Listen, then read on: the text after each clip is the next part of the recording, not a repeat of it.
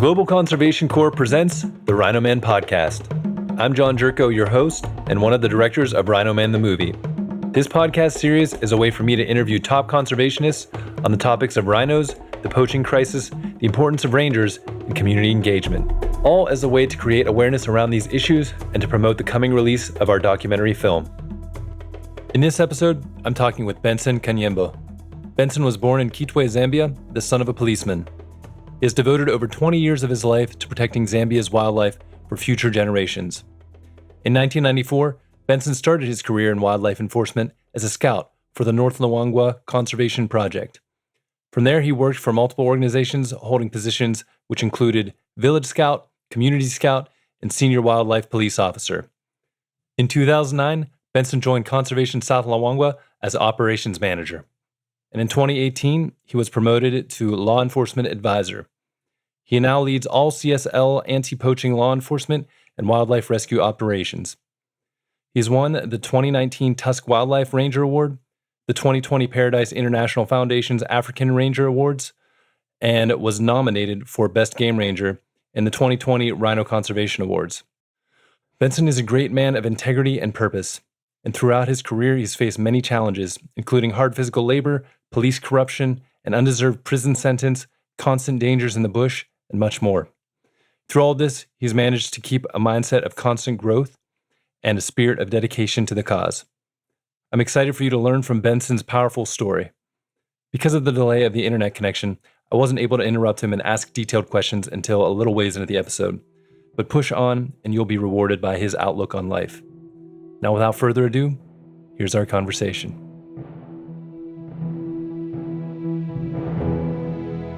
All right, Benson, welcome to the Rhino Man podcast. It's a real honor to have you on here.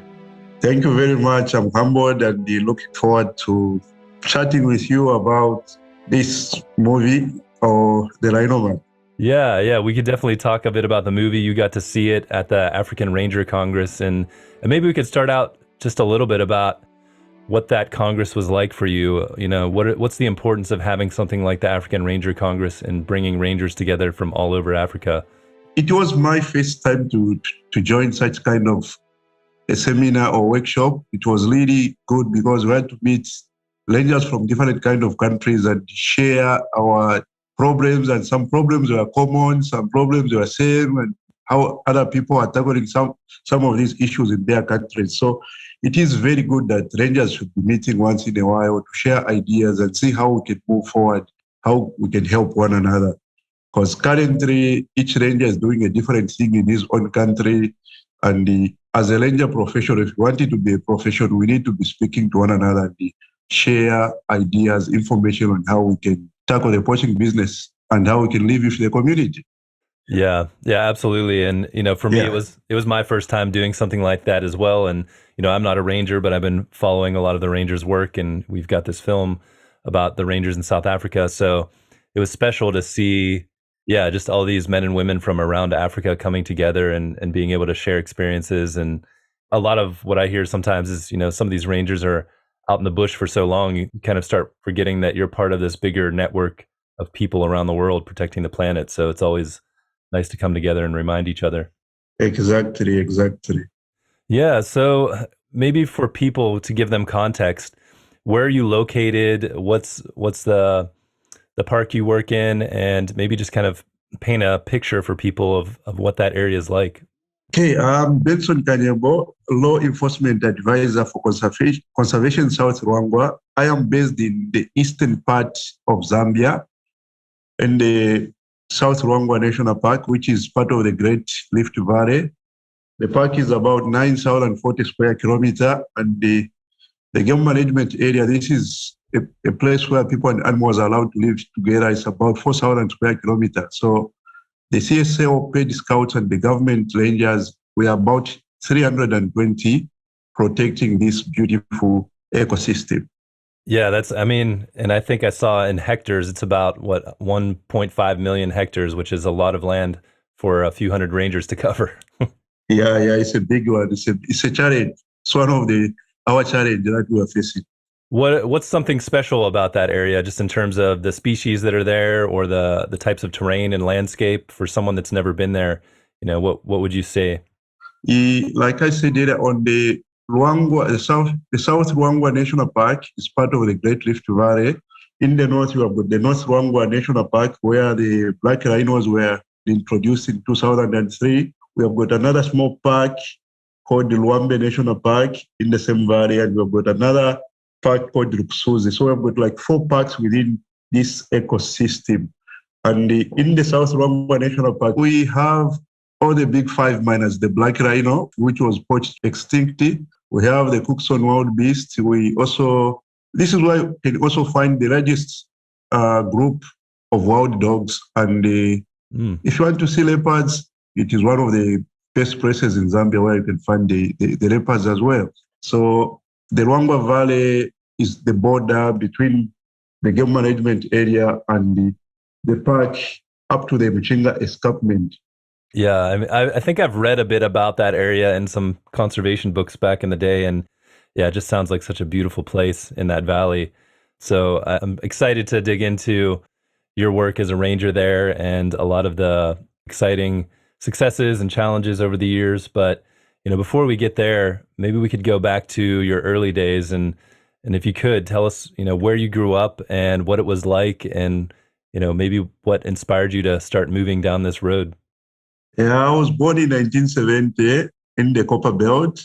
So when I was like 5 years old, my father moved away from the Copper Belt to the northern part of the country. And I grew up between Impika, Chinzari, and Isoka. So while I was growing up, my dad had this trucking business. He had these vehicles that were getting people from one village to another where buses cannot go. So I used to join him on those business trips. And this is where I started seeing how poaching bad was. Carcasses of elephants, killed rhinos, other animals, people bringing ivories. Even in the village where I used to stay, there were stories of how people are poaching and how people are killed by the animals. And I remember one of these men was killed by an elephant. He was a neighbor, he was brought in, and they failed to report to the police. So I grew up in that surrounding where there were just stories of poaching, killing animals, and people getting killed by animals. And there was no one like protecting these animals. And I said, Dad, what should I do about this? Because I feel these animals, they need to be protected. And why are you, getting these people that are killing these animals in your vehicle? He said, if I don't make a living, how are you going to survive? I know it is wrong, but there's nothing that I can do. So I think as young as I was, I said, I will do something to protect Mother Nature. Dad wanted me to be a policeman. He was a policeman, and my mother was a prison warder. I said, okay, no, I'm making my path. My job is going to help protect our natural resources. So when I was doing my secondary education, between 1989 to 1994, when I started officially my work, I started giving the informations of the poaching that was happening in between Impika, Chinzari, and Isoka to the white guys who were running the North Luangwa Conservation Project, the Owens. And that's how I started. I didn't know that officially that is being an informer. I was just doing it innocently. Even the little money that they were giving me, I didn't know that they were giving it because of the information that I was giving them. So it's just, it was just innocently trying to do something because no one was doing anything about our natural resources. And it was so sad. It was so sad. The Ompika, Chinzari, Isoka area, everyone was just like, it was the business of the day.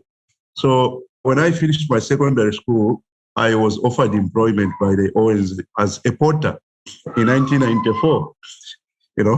It was not a nice job, carrying rations for 14 days for the 4 or 5 rangers, government rangers, cooking for them, drawing water, making sure that they are fed. You chase poachers with them, you leave your luggage, chase poachers. In fact, I was even learning, I was young, I was energetic, I would even catch more poachers before these guys can come and now officially have these guys arrested. So it was not an easy job. It was really tough. And if you look at my upbringing, I was coming from a well-to-do family. And for me to go and, carry 25 kg of meal on my back, in my rucksack, and the other foodstuffs on my head for 14 days. It was really tough because it was like a job on training, Everything I was being taught while I was helping these guys as they are doing the patrols. And it went on for like 3 years, from 1994 to 1997. I was just a porter, and I had to prove myself that I was ready for this work. And I was considered too honest, because whatever happens in the field, when I am told to do a debriefing, I would do exactly what happened without hiding what other people didn't want to, to inform the authority. And that's how even the condition of service for the porters changed, is because I was honest by explaining what was happening. And in some patrol teams, I used to be a writer, because some of these patrol members were not able to read and write, and I knew how to read and write, so I was also a patrol writer for them. And a lot of other people loved me because I can write their report, they just put in a signature. And I learned a lot again from these old men as I was doing my work. So in 1997, the Owens, who were running the North Luangwa Conservation Project, went back to America because of human rights issues. They had made a film where there was a shootout, and they had to leave Zambia. So me and my other colleagues, about 50 of us who were working for this project, were taken over by the government as village scouts. So again, it was a tough job, but I was now promoted as a radio operator stroke storesman. So I would go in the field. When I come back, I have to do the job of radio operator at the stores. After working for 14 days, I have my off, then again I go back in the field, so that you rotate in that position so that you don't forget who you are. So again, in 2000, there was a changeover from the Department of National Parks to Zambia Wildlife Authority. So I was taken in as a community scout, with now a responsibility again of being in charge of the radio communications for the whole North Luangwa radio network and the stores. But like I said, again, doesn't mean if someone is in charge of the stores or control, then he doesn't need to go in the field. If you stop completely going in the field, then you may forget who you are. So the system was, you have to rotate in those positions. And that's how I used to work. From 2000 to 2003, when there was the reintroduction of the black rhinos in the North Luangwa National Park. People were chosen to go to South Africa to go and train as rhino protectors. And the man who was running the North Luangwa Conservation Project saw that most of us community scouts who were not government troops were left out. So he thought of bringing the trainer to Zambia. So in 2003, in April or somewhere there, Michael Abskakan, an ex-soldier from South African Army Special Force Major, was brought in Zambia, and the 60 of us were selected from all over Zambia to undergo a 10-week intense rhino protection training. So this is where I was told that if I do the best that I can, I'll be promoted as a wildlife police officer, and it may change my life. So we had to work hard, It was a competition between the wildlife police officers who are regular rangers and us community scouts. So after the 10-week training, I was one of the best 3 students, with my friend Patrick Moyo and Robertson Chigorembe, and Michael Abshen started mentoring us as instructors. While I was working as a rhino protection officer, I also started working as an instructor. Remember, I was also in charge of the control and in charge also of the stores. You can see how things were just getting piled on me. Taking all the responsibilities. Yes, Yeah. Which was not bad. And even when I was part of the instructor cadre, I was given a job to be in charge of budgeting for the whole training. So from 2003, when the rhinos were brought in, up to 2008, when I was transferred from North Luangwa, I was working as a rhino protection officer as well as a controlman, and attending all the recruit training that were taking place in North Luangwa. In 2008, I was transferred from North Luangwa to South Luangwa because Nyamaruma Training School is here in Mfuwe, and I was given the responsibility to be in charge of this training. But because the training was so tough, the people that were supporting me, the project and Mike remained in North Luangwa. And here in South Luangwa, there was no one to support me. Because if you don't reach the 60% cutting point of the training, then that means you're failed.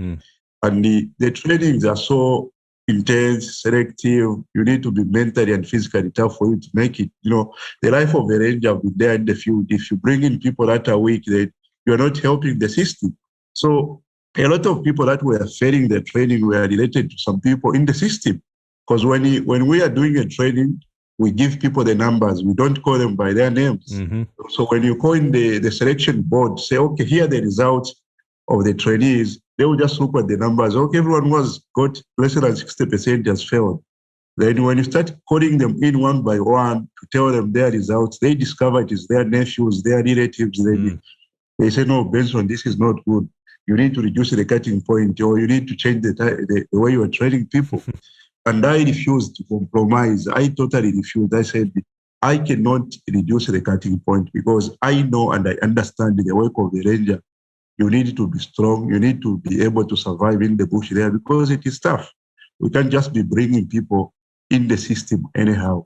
Yeah. So because of those internal politics within the system, and I didn't have enough support from the system, I ended up resigning in 2009 and joined Conservation South Luangwa as an operations manager. Wow. So in 2009, because I refused to compromise. I refused to back down.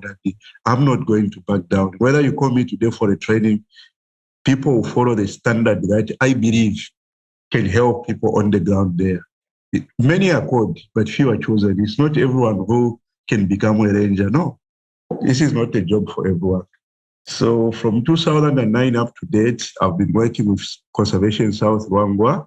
When I joined, there were just 30 rangers here, whom I also helped in training them in 2005. By now, as I'm speaking, we have got 92 rangers. In 2016, I started seeing that the results that we were getting from the bush were not enough. So I asked my boss to go into investigation. So I went for a training in Malawi 2016. I did some trainings to become an investigator, and I went into investigation between Malawi, Mozambique, Zimbabwe, and Zambia. Unfortunately, in 2017, during one operation, we arrested about 20 suspects, and one of them died in a police cell, in a Zawa cell. And the case was put on us that it was us who had beaten him, and we were accused of murder. Remember, we arrested that person and handed him over to the department. After 5 days, that's when he died, but the whole case was put on us, and me and 9 of my colleagues were arrested and sent in jail, awaiting trial. We were accused of murder. I stayed in jail for 3 months before the court could not find me guilty.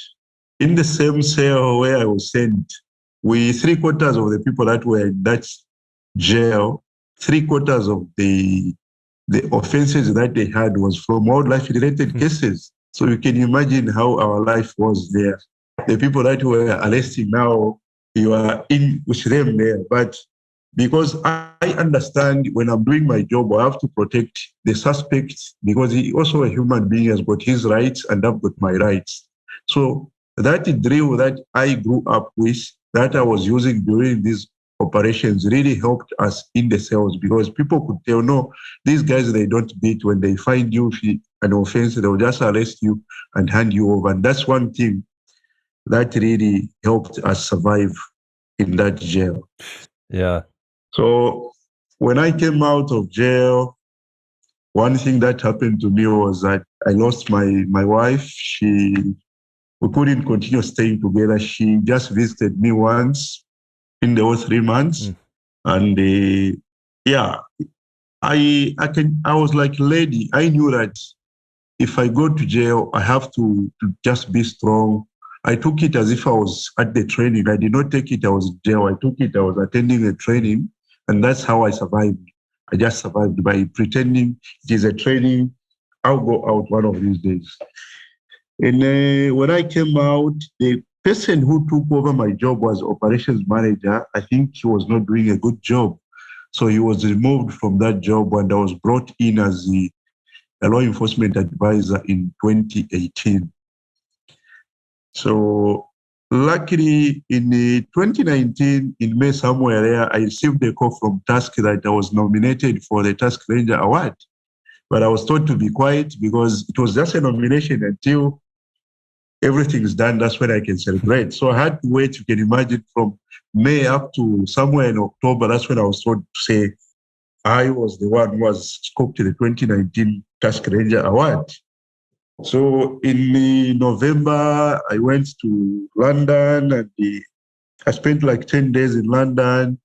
On the final day, I went first to Prince William. By then, he was Prince William of Cambridge, and I was welcomed in his house. I did not expect the welcome that I got because most of the people here, when they receive you, they won't even ask about your family. They won't even ask about how you are. You may, politicians will make you wait for 3-4 hours or even days for you to see him. But when I went to Prince William's place there, within 5 minutes, we were taken in. Before we can even hang our jackets there, here came Prince William and the wife, and we were asked what we want to drink. And, he took me off guard, I did not expect that. Yeah, I had a lot of support during the award ceremony there in London. In 2020, again, I was one of the 10 people that got the Africa Ranger Award that is sponsored by Alibaba. And in the same 2020, in July, I was a runner-up to the best game ranger in the Rhino Conservation Awards. And currently, I'm also serving as a Zambia Game Ranger Association chairperson, as well as the Southern Africa representative for the Game Ranger Association. So that's my journey from being a porter to where I am today as a law enforcement advisor for Conservation South Luangwa, learning, supervising 92 rangers with about 10 land cruisers, supporting the Department of National Parks in all law enforcement operations. It's an incredible story, Benson. And there's so many times I wanted to kind of jump in and interrupt you, but I feel like our connection would make it hard. So I just took a bunch of notes. Yeah, it's what a career. And I think this thing that stands out the most is just your attitude through a lot of this. And I feel like I'm sure you've been so valuable with when you train rangers to kind of share that type of mindset, especially, as a porter, carrying all this weight, but knowing all this extra work that, some people might scoff at or say is, beneath me. You kind of just took the responsibility, but knew you were going somewhere further. And this was all part of the learning process. And then even, that time in prison, thinking of it as a training session, that's a pretty incredible way to look at things. Where does that mindset come from? Is that just how you've always been as a kid, or is it something you've developed or learned from your parents? It's a pretty incredible way of thinking. I think some of these things I learned from my mom and dad, to say you just have to be positive in what you are doing. You have to believe in yourself. You yourself, if you don't accept who you are, if you yourself, you condemn yourself, then everyone is going to condemn you. So even if people can condemn you, they can laugh at you. People used to laugh at me. Even some of my relatives used to laugh at me to join this job where I was carrying tons for 21 days in the bush when we had everything at home. See? But because mom story and my father's story of endurance, those are the things that made me say, let me endure. And I did not know that at the end of the day, I'll get awarded. All I was doing was just doing the best that I can, because I understand, say, whatever we do against Mother Nature will come back to us in one way or another. And anything that we do against any crime that is done against nature is a crime to all of us. So someone has to be there to protect these animals. Someone has to protect these trees, because we are part of the ecosystem. So all those things just are the things that drive me to know that what I'm doing is not just sustaining myself and my family, it is sustaining my community, it is sustaining my country, sustaining the whole world. Yeah, when you were a kid, how do you think, I feel like you could have gone both ways, seeing people that were killed by elephants and a lot of this poaching and stuff, you could have looked at it the other way and said, wildlife is bad or you should be afraid of it, or, but instead you had compassion for the wildlife and decided you wanted to protect it. Do you know where that came from, or do you have any memories that, really stood out as a kid that made you feel like, I want to do something here? Yes, when I was growing up, I was told if you take things without permission, that is stealing. And the governments were put in by the people. Even in the Bible, there is rules and regulations that people need to follow. And as I was growing up, I knew that poaching is an offense. My parents told me that. And that's why I was asking them to say, what are you doing about this? Since there was nothing that they could do about it, that's why I made that vow in my heart that I'm going to do something. At least when I'm asked by my children's children, I'll say, I did my part. The other painful thing is we had rhinos everywhere here, and they were put to extinct. The price of bringing back the rhinos by that were brought in, the cost was like $1 million US. The first 5 that were brought in North Luangwa. So if our forefathers had not killed all these animals, that money would have done something else, would have built schools, hospitals, good roads. But we the same money for the things that we had. So getting to know that greediness is as rich as I was also helped me to mentor me into coming into this thing. Yeah. I mean, how much do you know about the rhinos before they were poached? Were they still around when you were a kid, or were they already being poached out? When did that all happen in Zambia?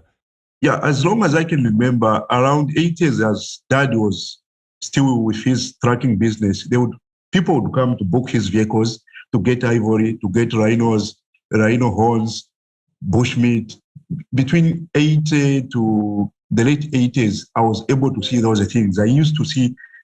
I'd seen real rhino horns being transported using my father's vehicles. So I knew this was bad. And Dad would tell me this is bad. Until when there were no more stories of rhinos.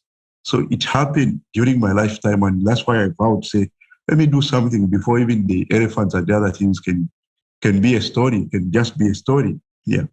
Yeah. Do you remember how old you were when the rhinos were poached out and there weren't very many left and you stopped hearing the stories of rhino poaching? I think when I was in secondary school, that's what in between 88 to 89, they were already finished. And that's when I was able to communicate to get in contact with the Owens and start giving them the information. By then, the rhinos were already gone. So did you actually work with the Owens a bit? I mean, I actually, the book I was thinking of was, I think it's Eye of the Elephant.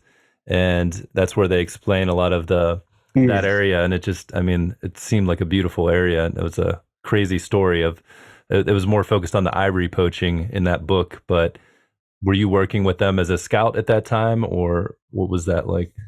Yes, when I joined from 1994 up to 97, that's when I was a porter. They were the people in charge of the project in North Luangwa.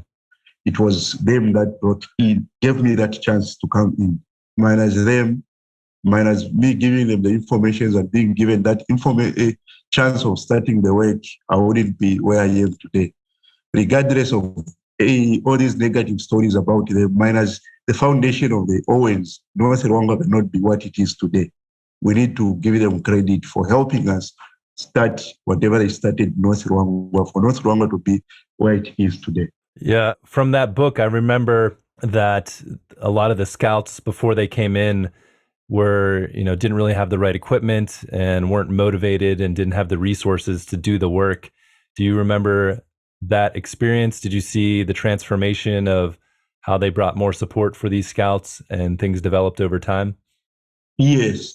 Minus their support, because they are the ones who started this project, the North Luangwa Conservation Project, and they are the ones who introduced the style of having auxiliary scouts and porters, because the regular scouts were just little. There were not many, and some of them were not motivated. And when we were brought in, me and my other friends that have worked there, who were later taken over by the government, they used to supply us with all the equipment that is needed, because even now, if we just wait for the government, I don't think even here in South Luangwa things will work. So they really helped in changing the face of that area, supporting the teams with equipment, with everything that is Scout needs, building houses, maintaining the roads, until when they went out in 1997. That's when Hugo took over, the one who was in Gonare to when he left and another guy took over. Yes.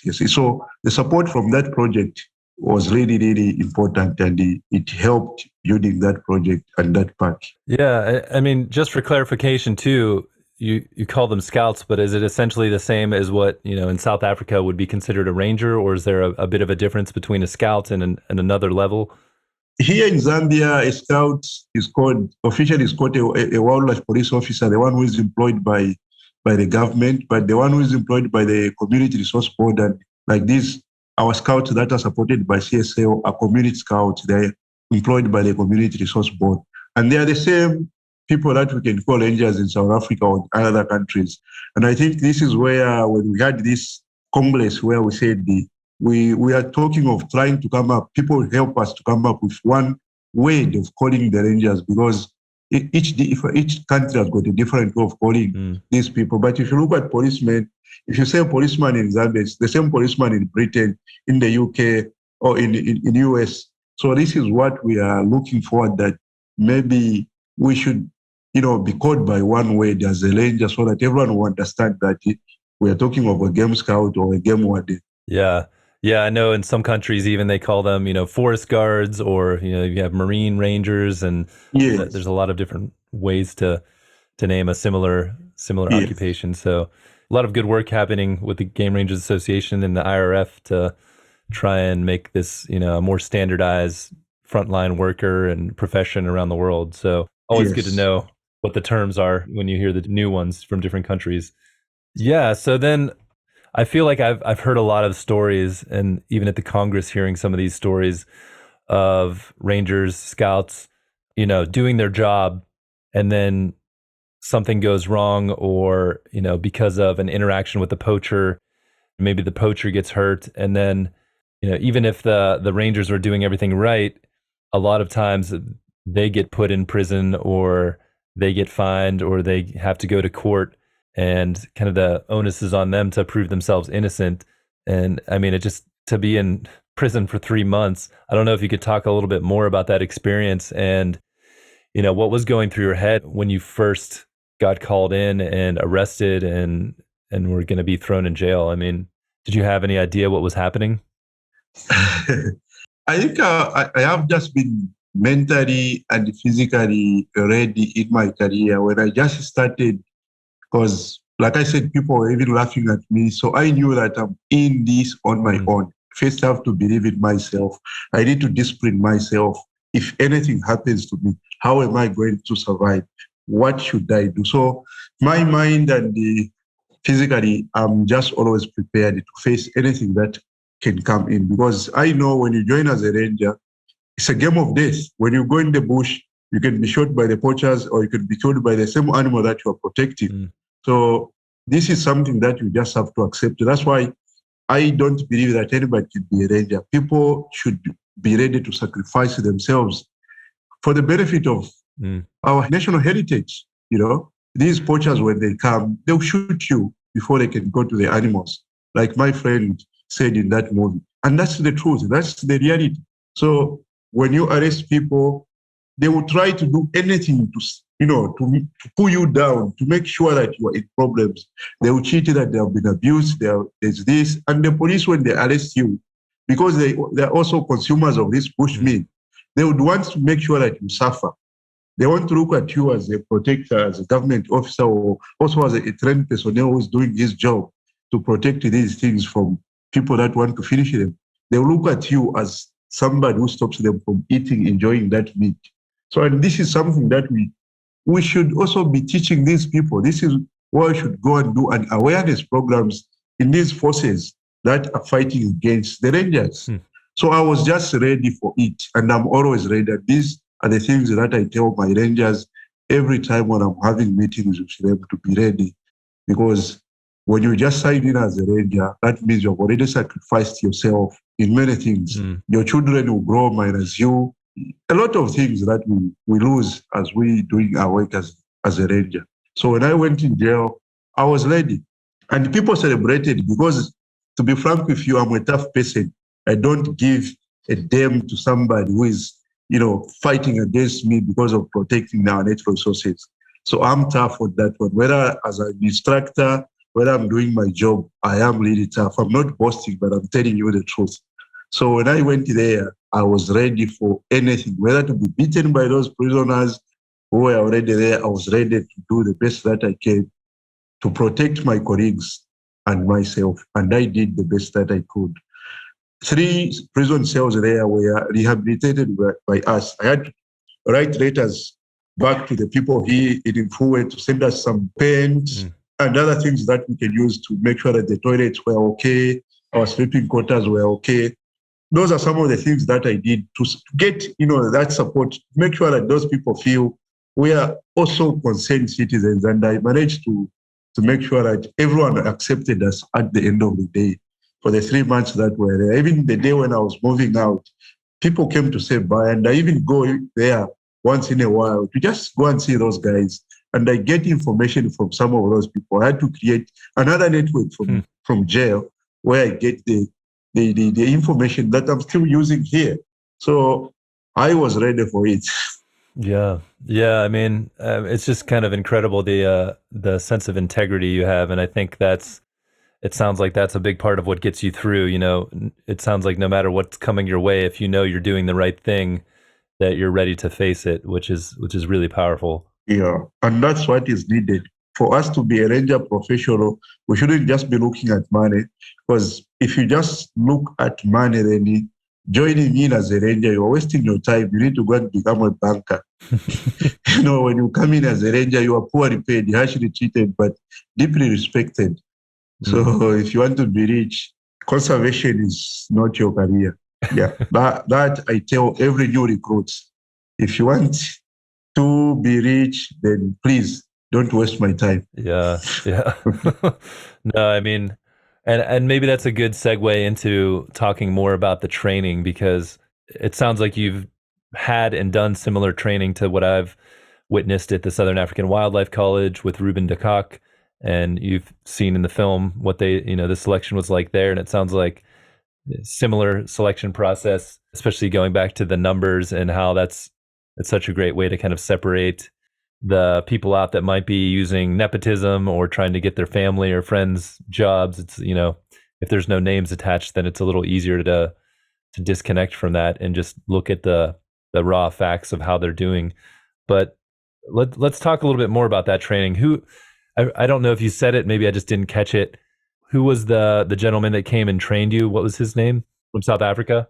Yeah, when we started the rhino protection training, this new style of training was brought in by Major Mike Labskakan, an ex-special force from South African Army, but he was seconded to Malawian government as in conservation. Then that's when he later came to Zambia to help us set up the rhino protection unity in North Luangwa. So he's the one who came up with that style of using numbers.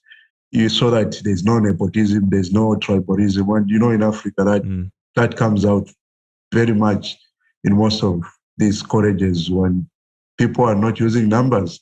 So it helped me to do my training effectively. And I really appreciate, I think Mike got it from his friends there in South Africa, the DCOP and the West South Africa Wildlife College is doing it. Yeah, it's a very good way of doing it. Did you have to go through a selection process for that course, or did you just jump right into the training?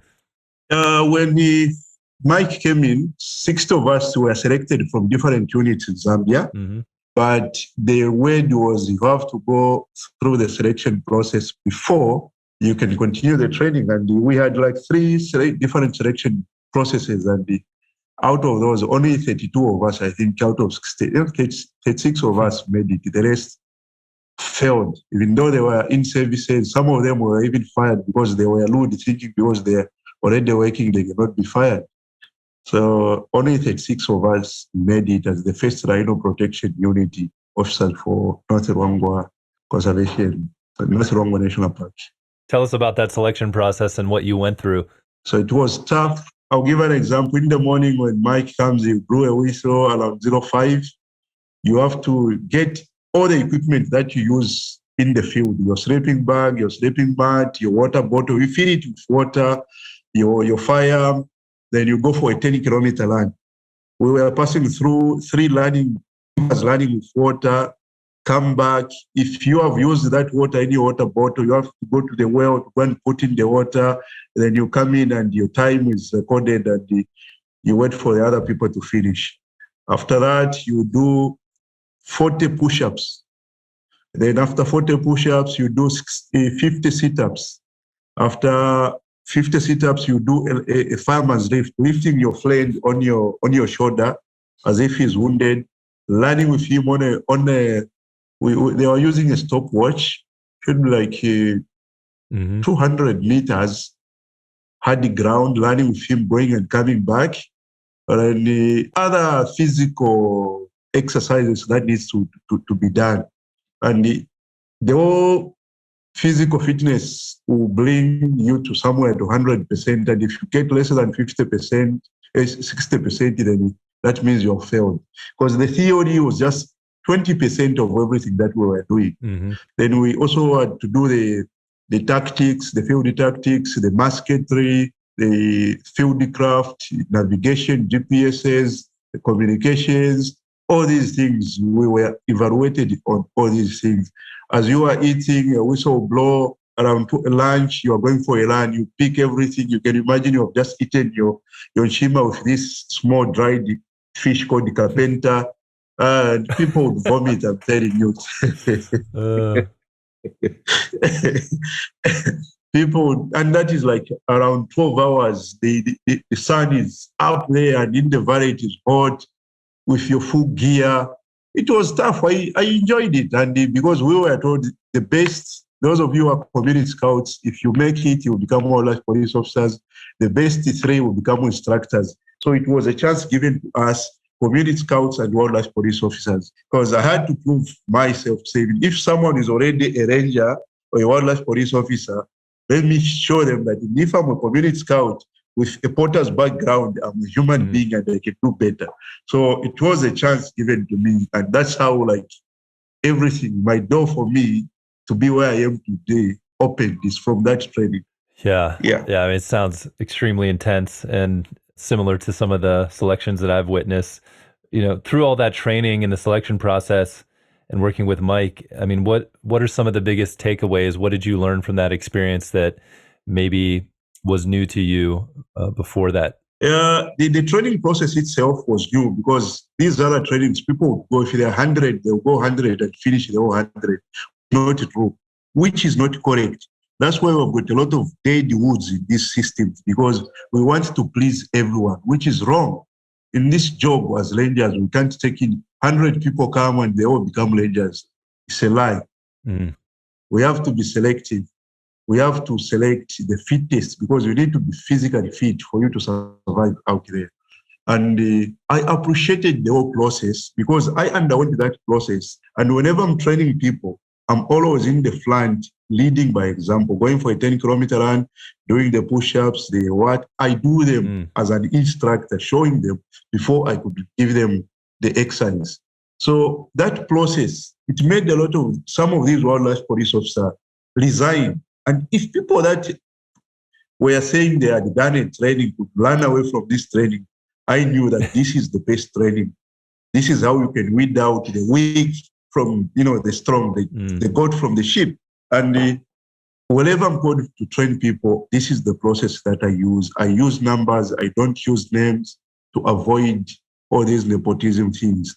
And it also helps to build the teamwork. When you run in buddies, as a team, when you do your fireman's lift, you do the wheelbarrows, the relays as a team, all those things help to build team spirit, and you really believe and accept, say, the person that I'm buddied with or the person that I'm working with has undergone the same training and he is fit. He's going to protect my rear, or he's going to protect my flank, or he's going to protect me. So it really helps when you drill together and do all these things together. It helps in building the team spirit, and it is something that I'll never forget. It was tough, but I really appreciated the mentorship, that because I was working with Mike from 2003 up to 2005, somewhere there. So the mentorship that I got from him, even today, he's in South Africa. I still talk to him. He's my friend. He's my father. He's my buddy. He's my mentor. He's everything. He's my role model. So I really appreciate even Hugo, who brought this instructor to North Luangwa so that we can all undergo this. Yeah, it sounds like really amazing training. And I think there's nothing that builds that team spirit like shared, going through a shared experience, especially a tough experience like that, really builds those bonds. And I mean, maybe talk a little bit more to why you think it's important to go through such a tough training. I watched the really nice TUSK video that they made before your award, and I can't remember the gentleman's name at the beginning, but he starts out saying, "Yeah, I didn't like Benson. He was a tough guy." But by the end, I think it's something I saw too, watching some of the selections and trainings that I experienced, as you see some of these candidates and trainees come in, and maybe at first they're afraid, or they're mad, or they think this person's treating them poorly, but then eventually there's a point where it clicks, and all of a sudden they feel like inspired and a new strength that they didn't realize they had, and all of a sudden they see the value in the tough training. So maybe just tell us a little bit about your theory behind it and the reasoning behind going through such a tough training and some of the transformations that you've seen as well. Yeah, because one thing that the African ranger undergoes is this death threat. Every time you are going in the bush, it's either the animals that you are protecting or the poachers who kill you. So if you have not undergone that selective, tough training, you won't be able to survive there. I need to be somebody, when I say take cover, he or she won't question me why I'm telling you to take cover. You see? So the course motto was only the fittest shall survive and stay alive. So if you are not fit on your route march, you can't walk 40 kilometers. You can't run a 10-kilometer run in less than 40 minutes as a man, and a woman in 1 hour. Then to me, you are not fit. Because when you are in the bush there, you either chase people or you be chased. So that process, that selection, our training, when you just come in, you don't sleep in a boarding house. We used to train in the park where you'll be working. You start getting bitten by the scorpion, by the sassafly. You hear the sounds of the hyenas. Some people just hearing the sound of the hyena, he says, "No, I'm resigning. I'm not ready for this." That's the reality. Now, if we train people in buildings in the city with power, electricity, is that the reality? No. This guy is not a policeman who's going to work in the city. He's a jungle man who's going to be in the bush for 21 days, for 14 days, with no network. So you need to be strong. You need to depend on one another. That's why I really appreciate that process. So for the first 3 days, we'll just introduce you to the life in the bush. You will cook for yourselves. We won't give you a lot of things to do.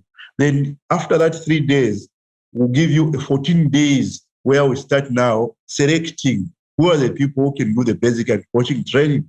This is where now we introduce you into all this physical fitness process and building, selecting the sheep from the goat, so that we have only the fittest that can survive in the bush. Yeah, we have got some weak people that can do other works, not as rangers. They can be ITC people, they can be maybe drivers, but in the bush there, you need to be mentally and physically strong for you to survive just on your own. And your friends need to, to rely on you, and you need to rely on your friend. It's like a chain. If there's one weak link, then the chain will break. So that's why the training that we used to do is so intense. You can't do it for 6 months. To me, 10 weeks is enough. If I can't change you into a ranger in 10 weeks, then you'll never become a ranger in your life. Yeah. It's after that point, you're just torturing someone. Yes. Yeah. No, that makes a lot of sense. And I think, once you experience some of the realities of what rangers have to face, especially in a lot of the African contexts, I mean, it is life or death, and it's, your life and your teammates' life, and you have to be able to be, like you said, physically fit, mentally fit, well trained and ready to protect you and your team. So yeah, it sounds like some amazing work you've been doing, and kind of maybe connected to the training too, and part of the process of eliminating people that either don't have the passion for it or aren't strong enough for it is the corruption side. There's a lot of corruption. You were talking about just from the police side. You think the police would be working with the rangers, but in a lot of cases, like you said, they're also benefiting from the bushmeat, so they might give the rangers a hard time and not support their work. And there's a lot of corruption all through different aspects of the government, even within ranger corps sometimes. And just talking about the integrity that you have and all the different work you've done over the years, when you're talking and training or talking to and training your rangers, what do you tell them when either threats are coming or bribes are coming? Like, how do you hold strong and not succumb to those temptations or those threats when people are trying to corrupt you? Yeah, one thing that a ranger should know, somebody who's coming in as a ranger, like I've said, you don't expect yourself to be rich. Whatever little you'll be getting, you need to have what we call financial discipline. And I'm not saying these organizations that are employing rangers should not increase the salaries of rangers. No, I'm saying as of now, the little that you get, you budget within that. Learn to know where to drink and how to drink. If someone buys you a beer today and tomorrow, just know there's something that he wants from you. Move out of that trap as quickly as possible. That's how some rangers are trapped. You will go to a bar, he's given a beer tomorrow by the same guy. Then the next day when he says, this guy, or where can I find the rhinos or the elephants? You will fail to say no because you have already, taken his beers. So those are some of the things that I teach people on the security awareness, on how to protect yourself and your integrity. You come and lose your respect just because of the beers that you took from this poacher or from this kingpin who wants a rhino or an ivory. Even in your community, from where I'm coming from, people here, Benson was fired because of ivory. That dignity that is gone. My family, the whole clan, its name was tarnished. So I teach people sometimes from their personal being as a human being, look at yourself. How will it go in the history of your family? Just because of the beer, you ended up doing this. So these are some of the things that if other people don't teach, they should be teaching rangers. And this is where we need this training to be strong so that only those people that are passionate, only those that are fit to do this can do it. Not those. A lot of guys are coming in because they are forced by their uncles or what. This is the only chance where they can get employed. They are not passionate. They are not even interested. We don't want such kind of people because the natural resources that we are protecting, it is not only for me it is for me, my family, my community, Zambia's, the country, the world as all. We are all benefiting from this. Because when I protect one elephant, the people that are advertising South Luangwa in America, they are also benefiting. The Fly Emirates that will bring these tourists from America to here, they are also benefiting. The people that are growing the vegetables that we are selling to the lodges are also benefiting. So if you look at the benefits of keeping this elephant, there are so many than one greedy guy who's going to come and kill it. Only 5 of them will eat it and they get a few monies out of it. So I look at it from that angle that our natural resources benefit every one of us, not only me alone as Benson. That's why I would want the best, the fittest of the fittest to be there, people that are ready to sacrifice themselves for the benefit of Mother Nature. Yeah, and I think it's important, like you said, in the training to kind of be upfront about that, and a big part of what we want to do with this film too is a social impact campaign and trying to raise more awareness and support for rangers, because in a lot of areas they aren't well taken care of and could use better pay. But like you said, it's if you're in it for the money and that's the only reason, then you're probably in it for the wrong reasons because you're going to be easily tempted, and there's just too many people out there trying to take advantage of people that aren't in it for those reasons. So it's super important. It's pretty amazing, the TUSK Award. Can you talk about that experience? We've been working more and more with United for Wildlife and the Royal Foundation, and just like learning more about what Prince William has been doing in the space, in the conservation space. And it's a really amazing honor to get that TUSK Wildlife Ranger Award. Can you talk a little bit more about what that was like when you first heard about it, and what that means, and why it's good to have awards like this? There's every year they're honoring rangers and other people working in conservation that are doing good, but I think it's important to celebrate. But I would love to hear your thoughts. Yeah, the award, like I said, I never expected that. I never dreamed that one day I will get an award for what I'm doing. I just came in to do what I can so that at the end of the day, if my children's children ask me, what did you do about these animals or nature, I should be able to proudly say, this is the part that I did, and that's why you are able to see this and this. I don't want, it's not everyone who can become a ranger, but we all have got different roles that we can play. So getting that award is still like a dream. I still think I'll wake up. It's not true. It's not true, to be frank with you. It was in 2019, but I still feel sometimes I wake up, it's not true. I never thought of meeting Prince William in my life. I've never dreamed of that, but it's just something that came out of people appreciating what I do.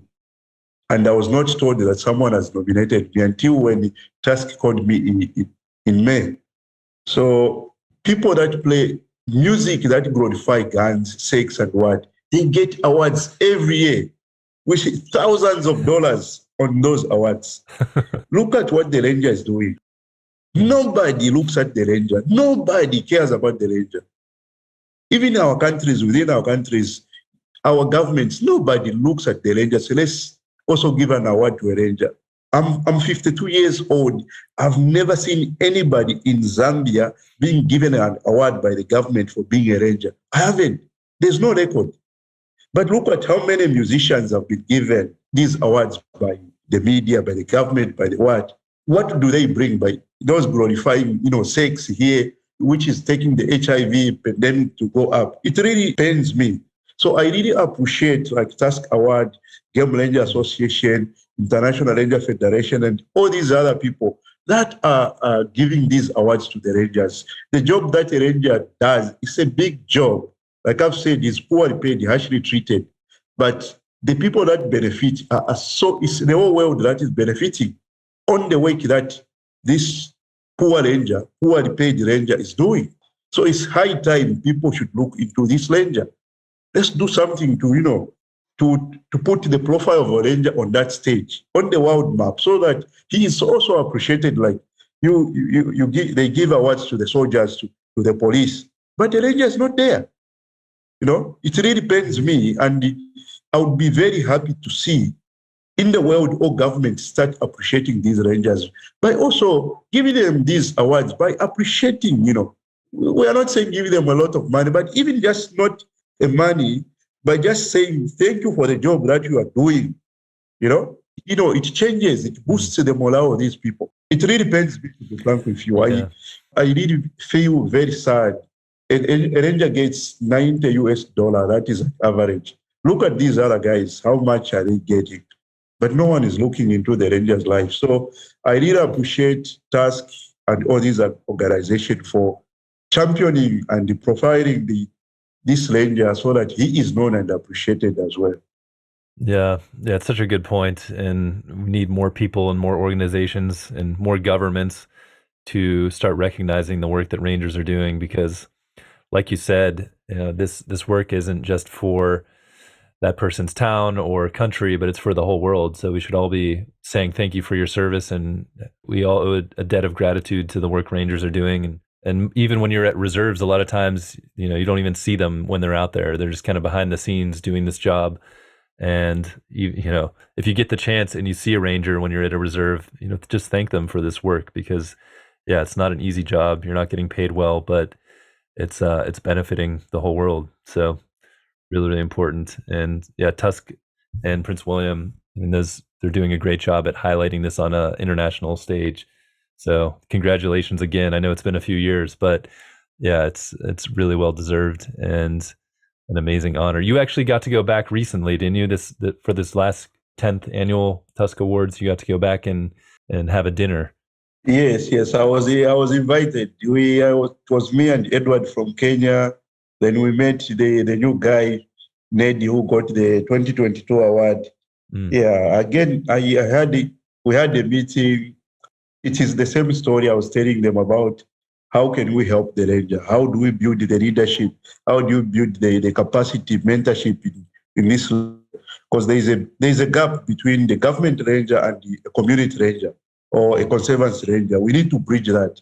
Like I said, if we say a soldier, we know what it means to be a soldier. When we say a policeman, we know what it means to be a policeman. So even a ranger, we want to say, when you say a ranger, regardless of him being from the conservers or employed by the government, we need to know when we say a ranger, we give them the same respect, whether he's employed by the conservancy or the community resource board or the government. So it's something that I talked about bitterly, to be frank with you. Well, I mean, Yeah. how can people support rangers, or maybe just what kind of support do rangers need, whether that's in Zambia or from other rangers you've talked to? What are some of the main important things other than, we talked about recognizing rangers, which is a huge one. That's a good place to start. But in terms of actual support, what's important, and maybe how can people contribute? Yeah, so sometimes rangers may not need something in form of money, but we need also the training. It is an ongoing training that should be given to them, not only one basic training. We need to add on. Then we need to make sure that he's given this mentorship. We should build the relationship between the ranger and the community, because this ranger comes from the community, and one day he will retire and go back to the community. Because currently people look at the ranger as a bad guy for doing his work, and we need to be helped by doing this awareness in our societies, in our communities. That means we are building the relationship of this ranger. He also he may retire, or he will retire, but from the little earnings that he gets, how is he going to survive when he goes back in the community? Mm. Those are some of the long-term things that we should look at. The insurance policy, because it's always jumping in the rivers, crossing the rivers, he can be bitten by a snake anytime. There should be some form of insurance that can be given to him. Because sometimes this same insurance, it takes time for someone to be given, and it is very little. We have traveled, like spent more on traveling to go and claim the same insurance. So I feel those are some of the things that we should look into, building the leadership. We shouldn't just be training government rangers because they are the ones in charge as leaders. Even the community ranger should also undergo these leadership trainings, because he's also a leader where he's coming from. And if there's an accident, the government ranger, just an example, is killed. That community ranger will need to take up that leadership role. But if he's not prepared, he's not trained, is he going to do that? No. So when we're giving these leadership courses, let's not segregate. Let's train these people together as one in everything that we are doing, regardless of who employs them. I think that's one thing that is missing as of now. That bridge is not good in between the community ranger and the government ranger. Yeah, and I mean, yeah, training is so important, and like you said, kind of maintaining and advancing training over your career. You can't just go through one course and that's it for the rest of your life. There's so many skills, and just kind of keeping you sharp, keeping the tools sharp. You got to keep working and practicing and learning. And then insurance, yeah, that's such a big one. And I know the Game Rangers Association of Africa is doing some interesting work there to try and create different programs to be able to support rangers if they get injured out in the field, and different services there. Because, yeah, I mean, you're working in such remote places, and if you don't have the proper insurance to help with the health bills, or even just evacuating you, something that could have been a minor injury ends up becoming life-threatening or even death. So that's another really important place. Maybe with the community side, can you talk a little bit to that? Have you done any work in terms of, creating more awareness and connection with the local communities and building that relationship? Because like you said, it's it's really important. And even looking back, like we mentioned the police a couple times, sometimes not working with the rangers, but if you're connecting more with the community and sharing that awareness, what you're actually doing and the reasons you're doing it, and how these places can benefit the communities if looked at in a different way. What's that been like for you? Have you had much experience working with those communities? I haven't done a lot of community work. I sometimes do some school children talks, but I feel it is important to engage the community more so that they should also understand the ranger. And I even tell the rangers that it's not always when you're passing through the community, the guns should be up as if you're going to for a battle. No. You shouldn't be showing the gun anyhow. Unless there's an emergency, there's something that has happened that needs a gun. That's when you can show people the guns. We are not there to threaten the people, to make the people feel like we are intimidating them. We are here to work for the community. We are part of the community. And when we retire, we go back to this community. This is something that I started talking to my rangers, but we need to just go flat out also start engaging the communities because, like I said, I've been doing a lot of talks with school children, and it's important that we go back to the communities so that they start, as we are doing, especially when we are doing the human wildlife conflict mitigation, we need to make sure that the communities also see that we are not there just for the animals, we are also there for the communities. So it is really important.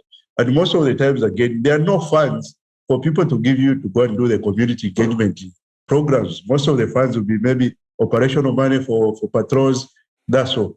And this is why I even laugh sometimes. They will give monies for patrols, but there's nothing for the ranger, there's nothing for building this trust between the community and the ranger. So it is something that we should champion and work on, that we should work together. It's not just about guns running up and down. No.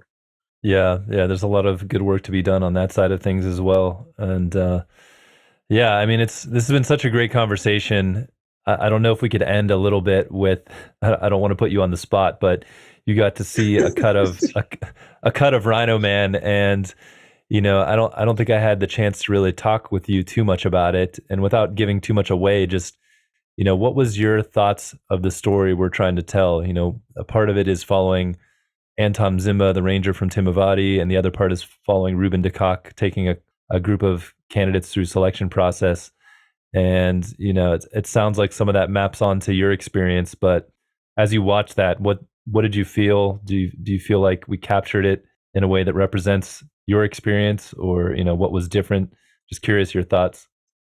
That film is heartbreaking. It is the real life of what happened to a ranger.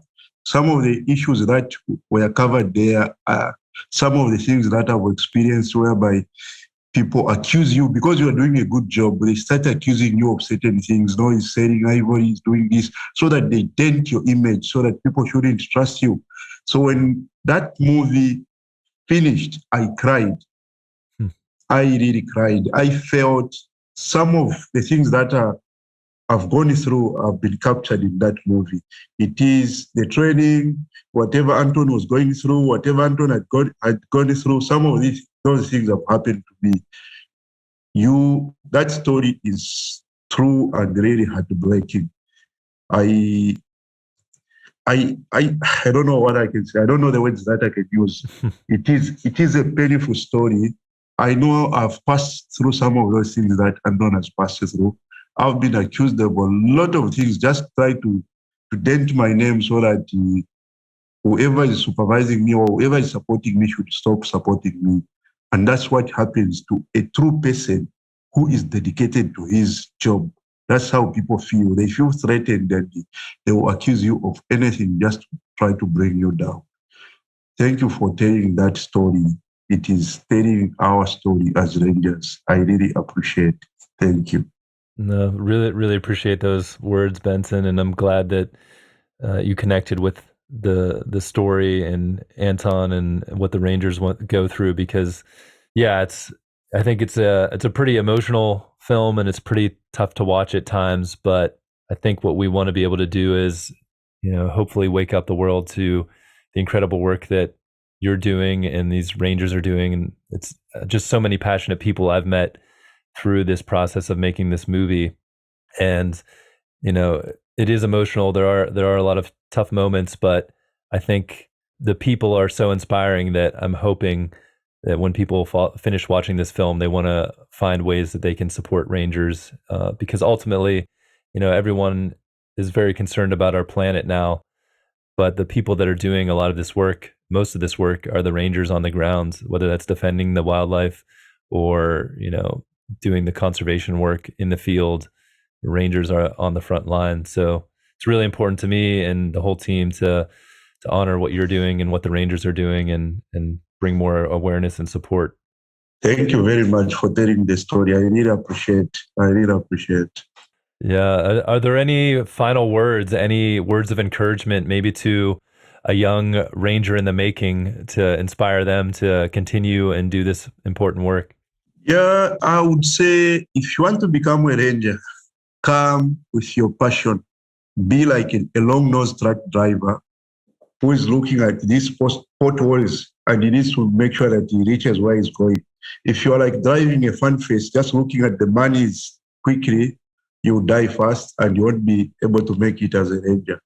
Your eyes and ears should be inflamed.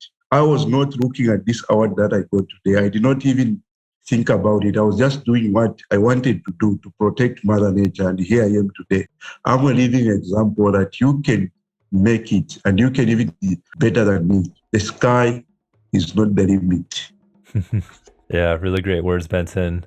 Just such an honor to spend time chatting with you, and thank you so much for jumping on this podcast with me and sharing your story with the world. Really appreciate all of the work you're doing.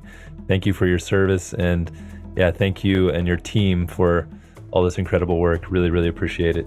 Thank you very much. Give me a shout anytime if you want to talk to me. No problem. Will do. Thank you for listening to the Rhino Man podcast. If you enjoyed this episode and you're excited to see the film succeed, please subscribe and review our podcast on Spotify and iTunes. Then follow us on Instagram and Facebook at Rhino Man the Movie. More details about Rhino Man, the social impact campaign, and future screenings are at rhinomanthemovie.org. To learn more about the Global Conservation Corps and their work, visit globalconservationcorps.org. Sign up for the newsletter and follow GCC on all of the social platforms.